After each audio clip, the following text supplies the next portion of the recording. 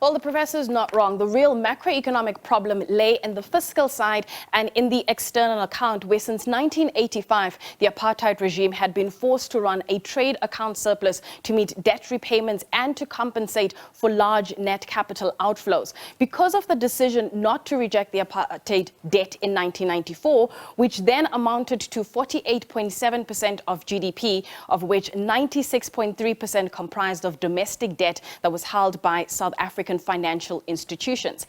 The newly elected democratic government faced the dual challenges of having to manage the apartheid debt legacy. So you can see on your screen, that was the interest payments, and you can actually track it from 1990. We'll get to 2022 by the time we actually preview the rest of the time periods just before that budget statement. But you can see from 1990, we started to see a steady increase in the interest payments. And what had to change there between 1994 and say around 1999 is that's when we got the Reconstruction and Development Program, which was quite ambitious. I mean, it focused on an increasing in spending and reorientating that spending. So you can see that steady climb when we look at government fixed capital formation.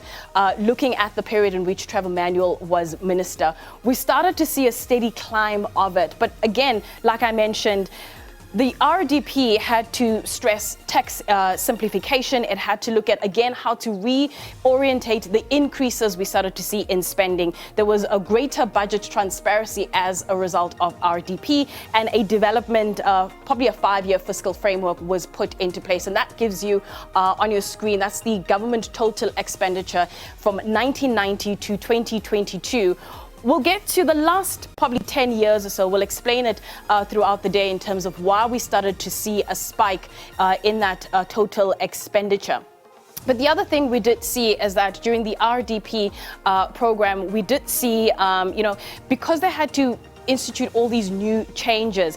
VAT had to be increased from 10% to 14%. We had to start seeing a postponement of the bracket adjustments as it relates to personal income tax. Wage restraint, which can be quite tricky right now in 2022, but we did see some wage restraints and cuts in defense spending. Now, despite some of the wins that they did achieve when it comes to that RDP program, where we see the debt to GDP ratio declining to just under 50%, things started to take a turn for the worse, especially around 1996, where developments and sentiment started to change. And this was on concerns around the health implications of President Mandela at the time in February 1996. That put pressure on the rand. We also did see the departure of National Party members from the National Unity Government in May. So when we get into agenda in about half an hour or so, maybe let's say half an hour or so, looking at my watch in studio, we are going to be looking at the period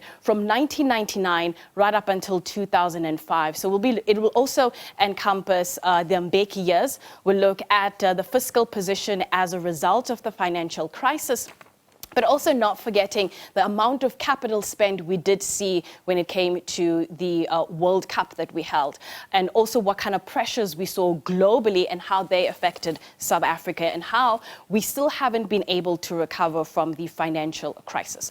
So that was our memory lane, just to give you a sense as to what the fiscal position looked like from a spending point of view, interest payments, and how we started to see that expenditure, especially total expenditure, climb over the years.